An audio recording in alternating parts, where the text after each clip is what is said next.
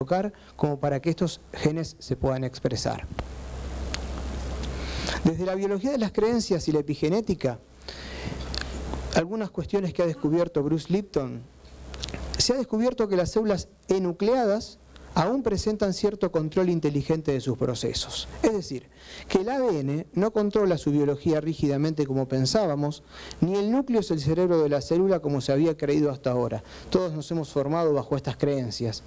Se ha descubierto que el verdadero cerebro de la célula está en la membrana, quien convierte las señales ambientales en comportamientos que permiten nuestra supervivencia.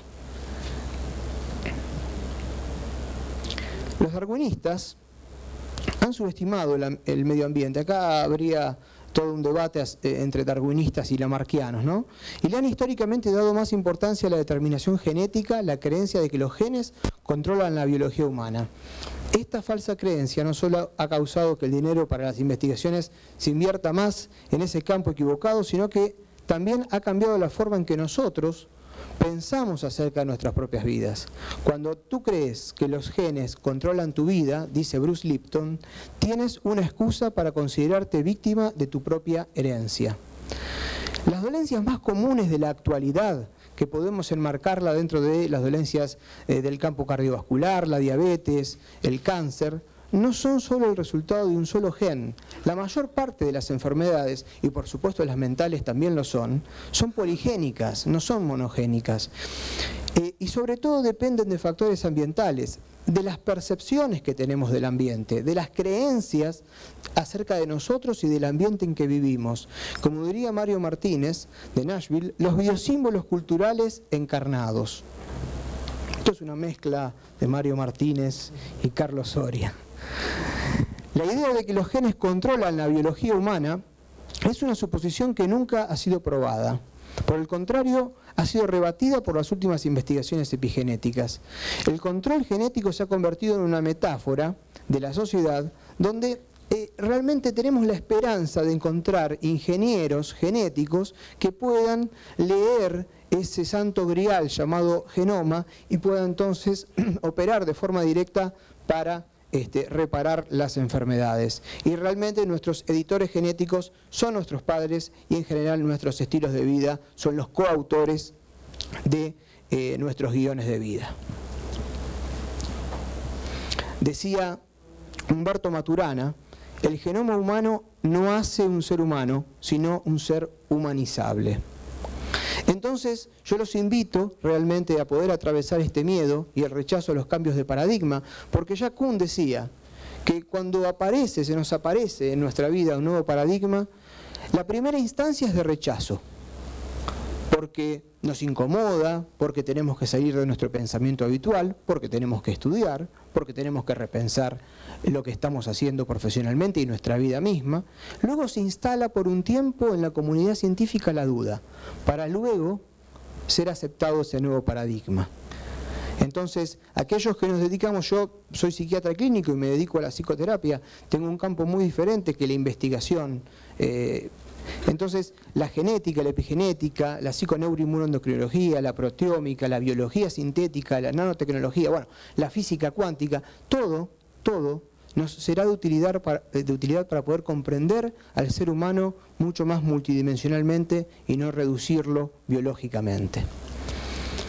Aquí hay varios de estos valientes que han precedido la idea de la epigenética a través de sus estudios, a través de sus aplicaciones clínicas, a través de su trabajo. Henri Laborit, también nombrado por ambos predecesores en mi exposición, se ha animado incluso a incursionar en el séptimo arte y ha participado de la película Mononcle d'Amérique de Alain Resnais, donde se animó a mostrar a través del cine las consecuencias del estrés, laboral, las consecuencias de un mantenimiento de un cortisol a altas dosis, y en cada uno de los personajes, es un trío de personajes que componen la película, que va produciendo conductual y físicamente en cada uno de ellos el efecto de un alto estrés durante mucho tiempo. Entonces, el debate naturaleza-crianza está pasado 100 años. Yo recuerdo hace poco haber leído a Sapolsky, que se mofaba con ese humor del que hablaba Carolina, de la revista People. Incluso voy a hacer aquí una queja acerca de la revista People, porque la revista People hizo una nota sobre las 50 personas más lindas del mundo y no me incluyeron. Así que aprovecho esta situación. Pero bueno, cuando se eligió en la revista People las 50 personas más lindas del mundo, se preguntó al entorno de las personas la causa por la cual estas personas eran tan bellas. Las imbecilidades que han contestado realmente han sido sorprendentes. Incluso Sapolsky se mofaba de parejas que evidentemente nunca habían hablado sobre el tema, y donde encontramos que en la misma pareja había un ambientalista extremo y un predeterminista genético extremo. Entonces había quien decía, bueno, yo soy tan lindo porque mis padres me han donado estos genes, debo agradecérselo a ellos.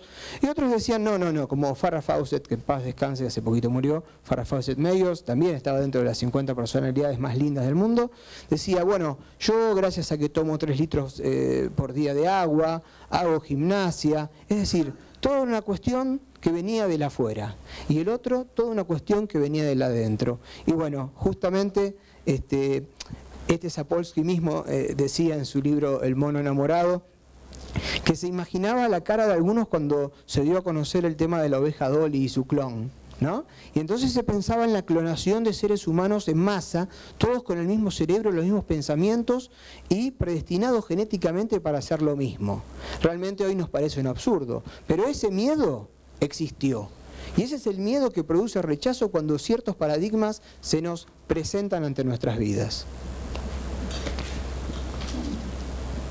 Entonces, si pensamos linealmente, pensamos un gen, una proteína y entonces una conducta. Bueno, digamos, hoy no podemos tener ese tipo de pensamiento tan sencillo, pero sí podemos hablar de la vulnerabilidad, sí podemos hablar que a partir del ADN puede, sí, transcribirse ARN mediante una proteína, que esa proteína puede ser una hormona, un neurotransmisor, un receptor de membrana, una enzima, mensajeros intracelulares, y que sí a partir de todo ello puede haber diferentes tendencias de respuesta al ambiente, una vulnerabilidad diferente. Soria explica muy bien el término neuroticismo, una vulnerabilidad a la depresión o a la ansiedad ante los estímulos que vienen del ambiente.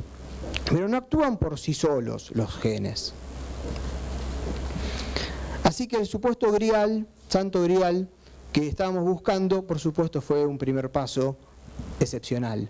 Pero nos falta realmente conocer mucho. Solamente el 5% del ADN es codificante y el 95% es no codificante. Mucho de ese ADN son promotores, son transcriptores, son silenciadores. De alguna manera, nuestro desconocimiento hace que llamemos a lo que no conocemos basura. Yo creo que a medida que vayamos conociendo más en qué consiste ese ADN, ya dejaremos de llamarlo basura para llamarlo por otro nombre un poquito más honroso. Y hablaba Carlos y también Carolina de los países nórdicos y su orden para poder establecer investigaciones que incluyan 3 o 4 generaciones. Ustedes tienen a la izquierda a Lars Olof Bigren, de la Universidad de Umeå en Estocolmo, y a Marcus Pembry de la Universidad de Bristol. Ambos han hecho grandes aportes, realmente grandes descubrimientos, han sido grandes aventureros. Se han ido a un cementerio de Överkalix, una ciudad sueca cercana al círculo polar ártico, y que justamente por esas características de aislamiento que ha tenido durante mucho tiempo y ser un poblado esencialmente agrícola, se estudió entre 3 y 4 generaciones en las mismas tumbas, en los archivos de ese cementerio, qué había sucedido en cuanto a las características, en cuanto a la situación, digamos, de cosecha, de trigo esencialmente, en esos años, en abuelos y en abuelas, y cómo había cuestiones relacionadas con la diabetes y con problemas de obesidad en nietos, muchos años después, aún cuando hayan crecido en épocas de bonanza.